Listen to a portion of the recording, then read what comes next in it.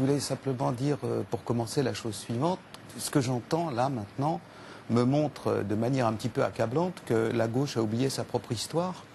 Depuis Karl Marx jusqu'à François Mitterrand de la 4e République, en passant par Jean Jaurès et par Clémenceau, la gauche, la vraie, la gauche historique, pas les bobos, a toujours fait preuve face à la criminalité d'une grande fermeté, d'une très grande fermeté. Ces gens-là savaient ce que la gauche actuelle a un petit peu oublié par éloignement de la population de base, que les véritables et les premières victimes de la criminalité sont les gens misérables, sont les gens du peuple, et bien entendu tout ça a un petit peu oublié. De manière à animer un petit peu le débat, je me suis permis d'amener une petite citation de Karl Marx et de Friedrich Engels. C'est tiré de la social-démocratie allemande.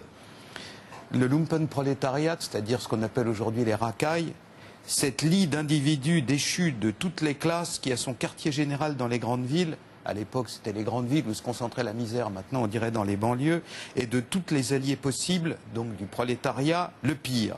Cette racaille, je cite, c'est dans Karl Marx, est parfaitement vénale et tout à fait importune.